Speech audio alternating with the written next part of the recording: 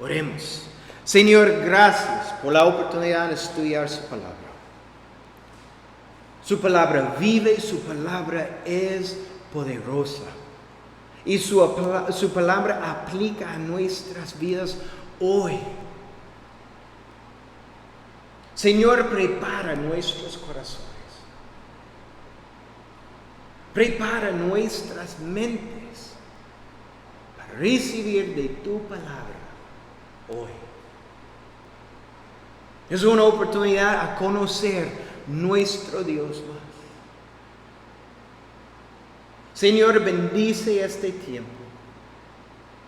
Ponemos este tiempo en tus manos, en el nombre de Jesús. Amén. Bueno, al empezar el libro de Marcos, inmediatamente este libro declara quién Jesús es y comparte el testimonio de 3 testigos, asegurando que Jesús es el Salvador del mundo. Mateo empieza un poco diferente, empieza con una genealogía. Lucas con el nacimiento de Jesús y Juan empieza hablando de la eternidad. Pero eso empieza inmediatamente declarando quién es nuestro Señor y Salvador. Entonces vamos a empezar con el primer testigo y vamos a leer solo versículo 1. Dice: principio del Evangelio de Jesucristo, Hijo de Dios. El primer testigo es Marcos. Marcos es el primer testigo. Recordemos que aunque Marcos es el autor, pero él está escribiendo el testimonio o relato de ¿quién? De Pedro. Entonces, versículo 1 empieza diciendo principio del Evangelio de Jesucristo, Hijo de Dios. Es una corta frase de mucha profundidad. No solo dice principio del Evangelio de Jesús, dice Jesucristo, Hijo de Dios. Primero, vamos a empezar con Evangelio. ¿Qué es Evangelio? Evangelio significa un mensaje de buenas noticias. ¿Quién le gusta escuchar buenas noticias? Yo definitivamente, especialmente hoy en día, ¿verdad? Buenas noticias, finalmente. Como ayer, escuchando que podemos reunir, finalmente, buenas noticias. Encantamos la palabra, escuchar buenas noticias. Pero ese evangelio era una palabra común y fue usada muchas veces en el primer siglo. Evangelio no está refiriendo a los primeros 4 libros del Nuevo Testamento. Cuando se proclamaba un nuevo emperador romano, los romanos usaban la palabra evangelio, buenas noticias. Sabemos por algunas escuchar un nuevo emperador romano no fue buenas noticias, ¿verdad? Especialmente en la iglesia. Durante el tiempo de Nerón o después de Nerón, Misia, fue horrible. Pero eso es la palabra usada, evangelio. Entonces, ¿cuáles son las buenas noticias que habla el versículo 1? Que Jesucristo, el Hijo de Dios, ha venido para rescatar a la humanidad. Es las mejores noticias. Es importante que entendamos el significado del hecho que Marcos usa el nombre Jesucristo, Hijo de Dios. Jesús es su nombre. Cualquier persona, cuando la persona encuentra a Jesús, simplemente dice, hola Jesús. Cristo es su título, no su apellido. Cristo es su título. Eso significa el ungido o el Mesías. También Jesús significa Jehová salva. Entonces, lo que vemos en el principio de este título es que Jesús, Jehová salva, y Él es el ungido, el Mesías. Es una declaración. Y finalmente dice, Hijo del Padre. Demuestra que una relación única que Jesús tenía con el Padre. Es significante que Marcos usa su nombre completo porque demuestra que Jesús fue completamente hombre y al mismo tiempo Cristo fue divino. Es en este título que vemos nuestro Señor fue humano y divino. Jesús es el Hijo de Dios que ha venido al mundo para rescatar a toda la humanidad. Continuamos en versículos 2 y 3. Vemos la profecía del Antiguo Testamento acerca del mensajero que anunciará la venida del Mesías. Vamos a leer 2 y 3. Como está escrito en Isaías el profeta: He aquí yo envío mi mensajero delante de tu faz, el cual preparará tu camino delante de ti. Voz de que clama en el desierto: preparad el camino del Señor, enderezad sus sendas. De nuevo, era común en tiempos antiguos que un mensajero fuera enviado antes de la llegada de un emperador o de un rey para que la gente se prepare para recibirlo. Dios envió ¿quién? A Juan, el profeta conocido como ¿quién? Juan el Bautista, para preparar a la nación de Israel para la llegada de Jesús. Versículo 3, vemos la frase voz del que clama. En griego esa frase es kaleo boao, lo que significa clamar con un propósito. ¿Ok? Juan no fue simplemente un hombre en el desierto gritando y clamando, ¿verdad? Y la gente está llegando y hay un loco en el desierto clamando. Lo que significa es él fue clamando con un propósito. La idea es que el mensaje fue proclamado del corazón y fue dirigido a los corazones de su audiencia. Él fue hablando de su corazón y tocando los corazones de su audiencia. En Juan, el Evangelio de Juan, capítulo 1, versículo 23, Juan el Bautista dijo: yo soy la voz de uno que clama en el desierto. De uno es la clave. El uno es ¿quién? Dios. Él está diciendo: yo soy la voz de Dios, de uno que clama en el desierto. Y esto es decir, Dios fue el que estaba clamando. Juan simplemente fue el portavoz del mensaje de Dios, nada más. Entonces el mensaje de Juan el Bautista es la compasión de Dios hacia su pueblo Israel. Y vemos el corazón o la intención de Dios en su mensaje, ¿verdad?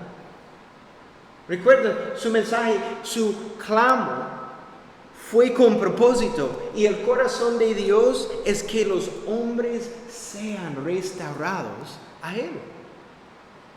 Y necesitamos entender, antes que la llegada de Juan, clamando en el desierto, ¿recuerda cuánto tiempo que Dios ha sido en silencio, no hablando con Israel? Entre el tiempo del Antiguo Testamento y Nuevo Testamento, 400 años. Nadie está escuchando de Dios en la nación de Israel. Por la primera vez es con Juan clamando en el desierto. Simplemente el portavoz de Dios diciendo, yo quiero mi pueblo restaurado a mí. Estoy mandando el Mesías. Y es el mismo clamor hoy, ¿verdad? Dios desea que cada hombre sea restaurado a Él. No hay ninguna diferencia.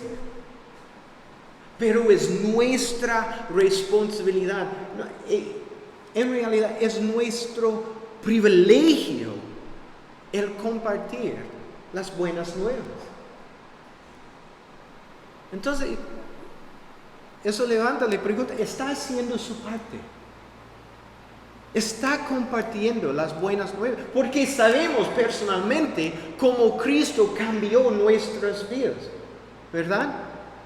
Pero está haciendo su parte. Está buscando oportunidades a compartir las buenas nuevas a los perdidos. Y es un privilegio, no es una carga, necesito compartir mi testimonio, necesito compartir acerca de Jesús. No, los ángeles en el nacimiento de Cristo fue declarando las buenas nuevas. Cristo ha llegado, el Mesías, el Salvador del mundo. Esto es nuestro privilegio para dar a los perdidos la oportunidad a recibir Cristo. Pero es increíble, ¿verdad?, a pensar que Dios estaba clamándole al pueblo por medio de Juan el Bautista, que preparen sus corazones a recibir al Mesías. Bueno, el segundo testigo que menciona Marcos es ¿quién? ¿Qué piensa? Juan el Bautista. Vamos a leer versículos 4 al 8. Y bautizaba Juan en el desierto, y predicaba el bautismo de arrepentimiento para perdón de pecados. Y salían a él toda la provincia de Judea, y todos los de Jerusalén, y eran bautizados por él en el río Jordán, confesando sus pecados. Y Juan estaba vestido de pelo de camello, y tenía un cinto de cuero alrededor de sus lomos, y comía langostas y miel silvestre. Y predicaba diciendo, viene tras mí el que es más poderoso que yo, a quien no soy digno de desatar encorvado la correa de su calzado. Yo a la verdad os he bautizado con agua, pero él os bautizará con el Espíritu Santo. Juan fue preparando el camino para el Mesías. El mensaje y el bautismo de Juan eran una preparación para que cuando el Mesías viniera, la gente estuviera lista para recibirlo y confiar en él. Es muy importante que entendamos que el bautismo de Juan no perdonó los pecados de la gente. Y que ningún bautismo puede perdonar los pecados. Hay un paso que necesitamos hacer Primero, es poner nuestra fe en Cristo. Solo Dios puede perdonar los pecados.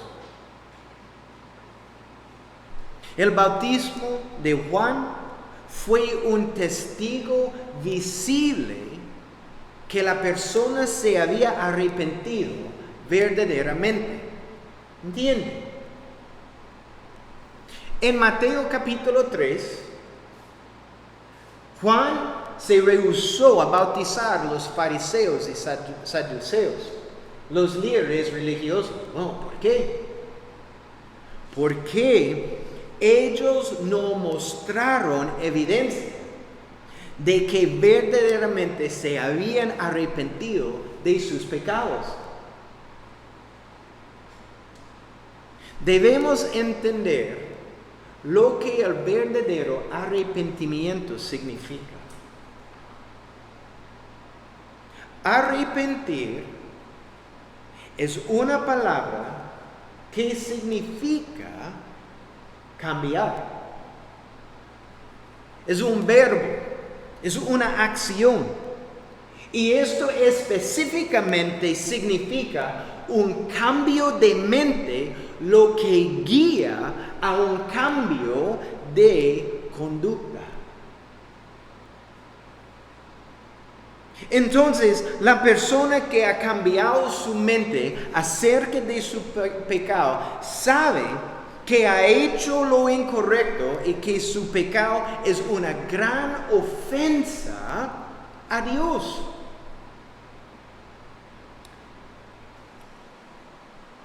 ¿Recuerda la historia de José en Egipto, en Génesis? Y él fue trabajando en la casa de Potifar, su amo. ¿Y recuerda lo que pasa con él, la esposa de Potifar? Y recuerda las palabras de José. Génesis 39, versículo 9.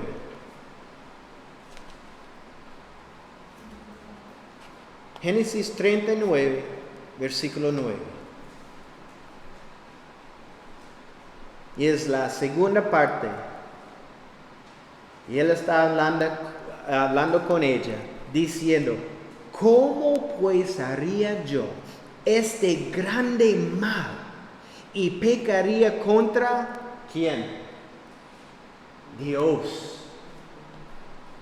No contra ella, no contra su amo, no contra otra persona, pero en su mente, ¿cómo es posible que yo haría esa gran maldad en contra de Dios? Y creo que muchas veces no pensamos en el hecho cuando pecamos es una gran ofensa a Dios. Es una ofensa. ¿Has sido ofendido antes por alguien? Duele increíble. Pero imagínense cómo nosotros estamos pecando en contra de nuestro Dios diariamente. Pero creo que cambia cuando pensamos, eso es una gran ofensa. ¿Cómo es posible que yo continúe haciendo esta cosa o diciendo esa cosa, sabiendo cómo esta afecta mi relación con Dios? Porque mis pecados son una ofensa a Dios. Con la persona que realmente se arrepiente está de acuerdo con Dios sobre la gravedad de sus pecados, y por eso esa persona abandona su pecado. Esa es la idea atrás de arrepentimiento, que abandonamos nuestros pecados. Eso es una ofensa, no quiero hacerlo. El arrepentimiento no es el mismo que sentirse triste por las consecuencias del pecado. Estar con remordimiento porque su pecado fue encubierto no es lo mismo que el verdadero arrepentimiento. Entonces, ¿cuál es su actitud hacia sus pecados?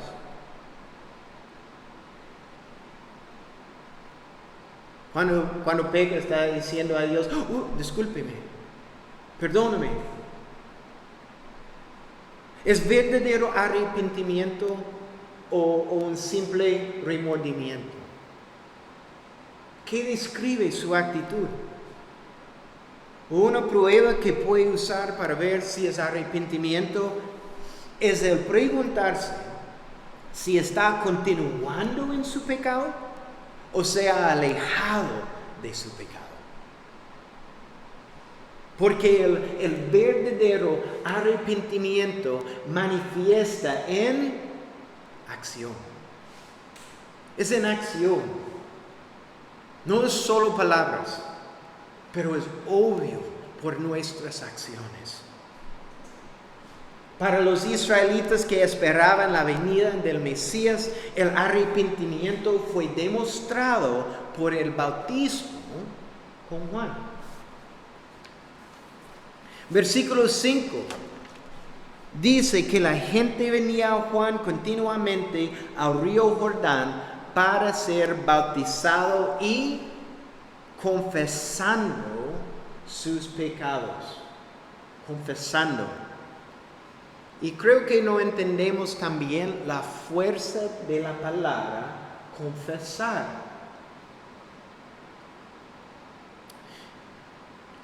La confesión es más que simplemente admitir o reconocer sus pecados. Pero significa que estamos de acuerdo con Dios que hemos pecado.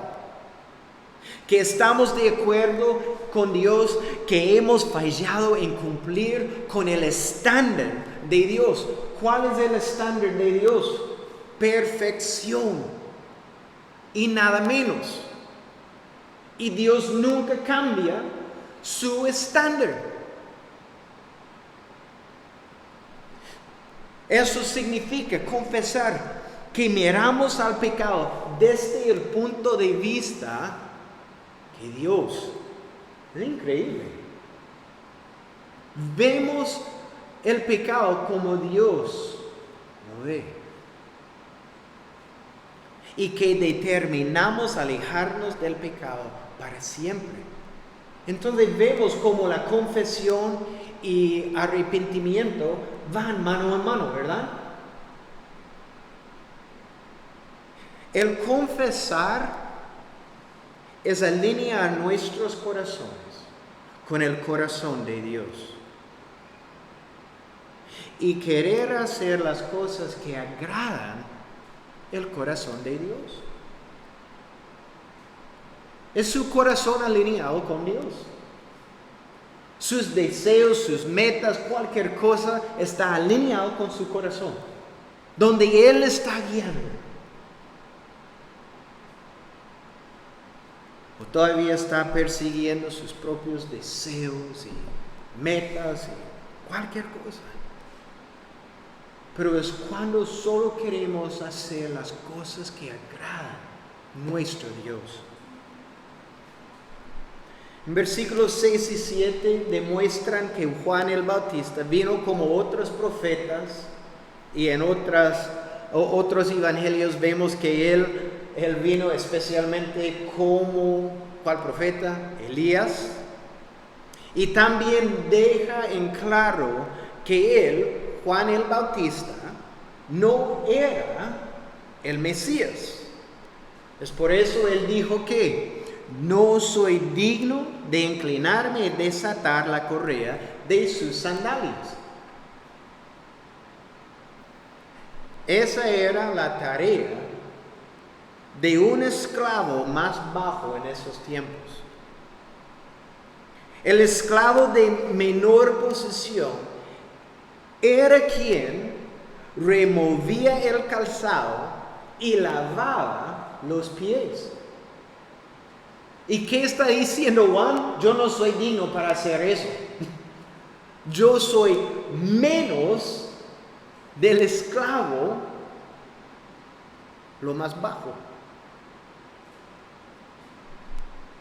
El que está por venir, el Mesías, es a quien ellos deben seguir. Y finalmente, en esta sección, él distingue la gran diferencia entre su bautismo y el bautismo del Mesías. Juan bautizó con agua, y este bautismo es temporal. Era en preparación de aquel quien bautizaría con el Espíritu Santo de Dios. Entonces, el bautismo de Cristo es un bautismo sobrenatural. Cuando el pecador pone su fe en Cristo, el Espíritu Santo viene a morar en su corazón, y esto es permanente. Hay una gran diferencia. Es permanente. Esa persona ha sido bautizado en la familia de Dios. ¡Qué bendición! No hay mejor familia. Pensamos que nuestra familia es lo mejor, pero la familia de Dios es la mejor familia. Finalmente, el tercer testigo de que Jesús es el Cristo, el único Hijo de Dios, es el mismo Padre Celestial. Versículos 9 al 11. Aconteció en aquellos días que Jesús vino de Nazaret de Galilea y fue bautizado por Juan en el Jordán. Y luego, cuando subía del agua, vio abrirse los cielos y al Espíritu como paloma que descendía sobre él.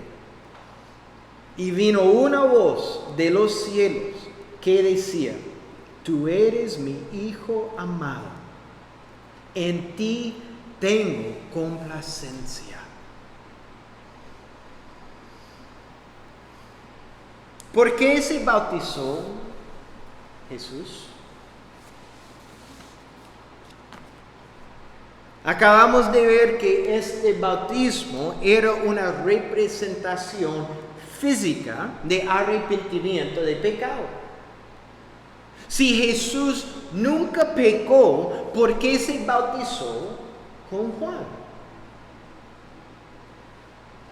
Jesús fue bautizado primero como un acto de obediencia. Se bautizó demostrando que él estaba completamente de acuerdo con Dios y su plan para salvar a la humanidad.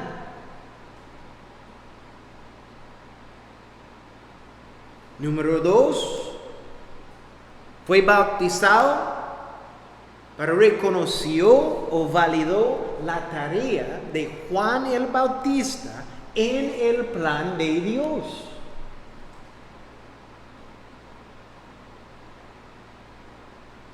Y finalmente fue un acto de dedicación a su ministerio público que iniciaba. A medida que él subía del agua, el cielo se abrió y el Espíritu Santo descendió sobre él. Esto simbolizó el Espíritu Santo viniendo sobre el unigénito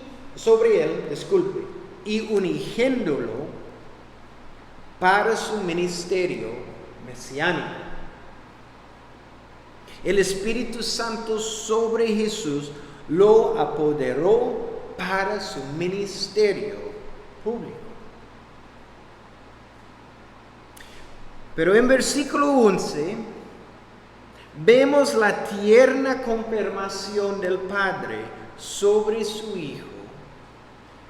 Vamos a leer 11 una vez más. Y vino una voz de los cielos que decía: Tú eres mi Hijo amado, en ti tengo complacencia.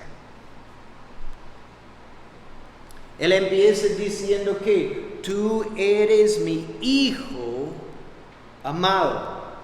La palabra amado no solo demuestra la intensidad del amor del Padre hacia su Hijo, también lleva la idea de unigénito. Esa declaración cumplió la profecía en Salmos 2, versículo 7. Salmos 2, 7, que dice: yo publicaré el decreto. Jehová me ha dicho: mi hijo eres tú, yo te engendré hoy. También cumplió la profecía en Isaías 42, versículo 1. Isaías 42, versículo 1.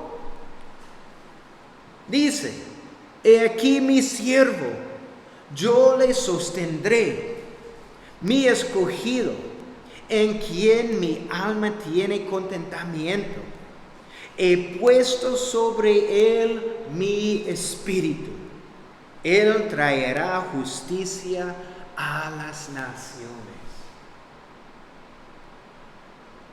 Eso es una profecía ¿de qué? Del bautismo de Jesús. Y es verdad que nosotros somos hijos de Dios, pero nuestra relación es diferente. En Efesios capítulo 1, versículos 5 y 6, primero dice que somos adoptados.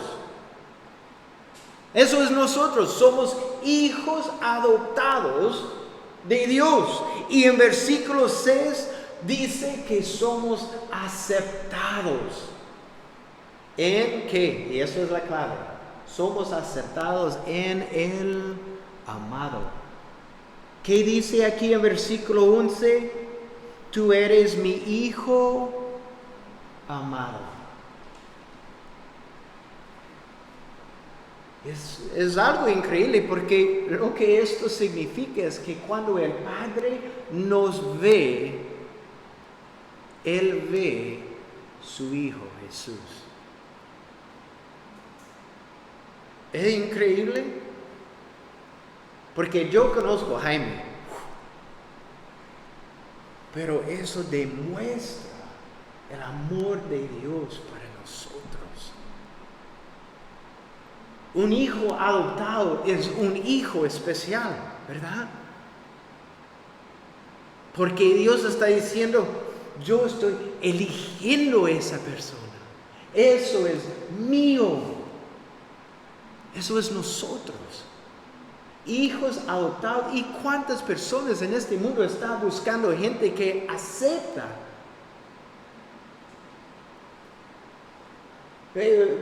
Todos quieren ser aceptados, ¿verdad?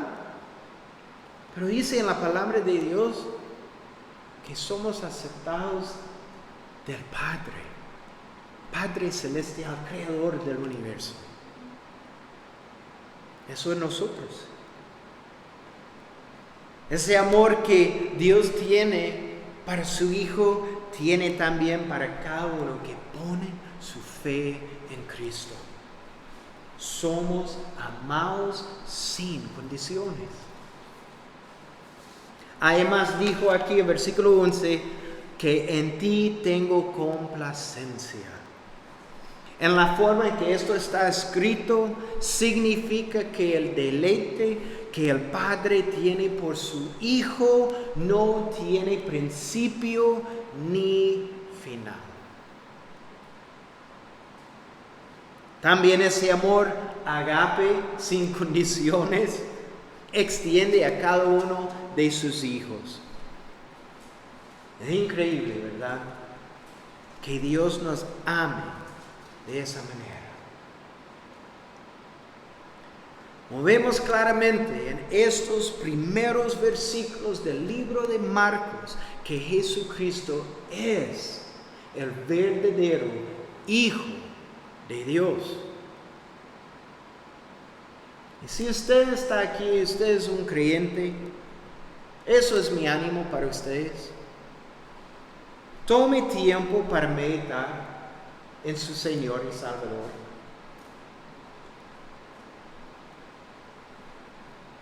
Medita en las buenas nuevas del Evangelio.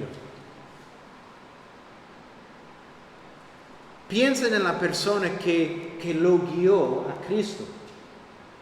¿Verdad? Porque eso es lo que Dios usa, ¿verdad? Personas. Piensen en su salvación. Piensen en la grandeza de la gracia y misericordia y bondad y amor de Dios hacia usted. Y piensen en el sacrificio en la cruz por sus pecados.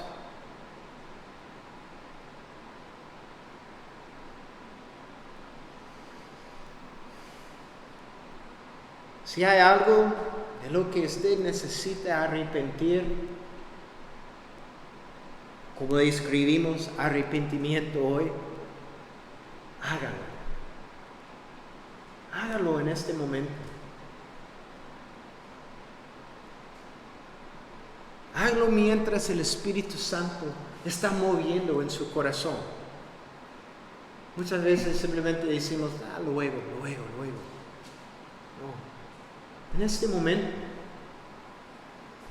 Pero si usted está escuchando este mensaje y nunca ha puesto su fe en Jesucristo, pero hoy puede ver claramente que Cristo es el único verdadero Hijo de Dios, ponga su fe en Él hoy y comienza su relación con Él. Diciendo, no quiero continuar en este camino. No quiero continuar en este día. Quiero cambiar mi vida. Perdóname, Señor. Quiero ser adoptado. Quiero ser aceptado. Quiero ser parte de la familia de Dios. Porque eso es nuestra realidad, ¿verdad? Somos parte de la familia de Dios. Pero ¿sabe esto? Lo mejor está por venir. Por venir. Algún día lo veremos nuestro Señor y Salvador cara a cara. En su presencia, en su gloria. Toda la eternidad, sin interrupción, en su gloria. Esto es nuestro futuro glorioso en Cristo. Amén. Señor, gracias por su palabra y gracias por Cristo. El único verdadero Hijo de Dios. Gracias por su sacrificio en la cruz para nosotros.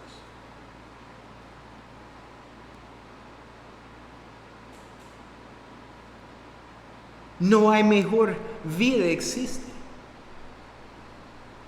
que la vida que tenemos en Cristo. Es una vida con propósito. Es la mejor vida. Gracias, Jesús, por su sacrificio. Por la demostración de su amor hacia nosotros.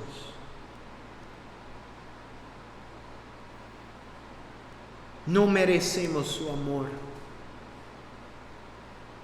Pero tú derramas su amor sobre nosotros. Gracias por todo lo que tenemos en Cristo. Y que pasamos todos los días con una actitud de gracia hacia nuestro Dios que nos ama. Pedimos estas cosas en tu glorioso nombre.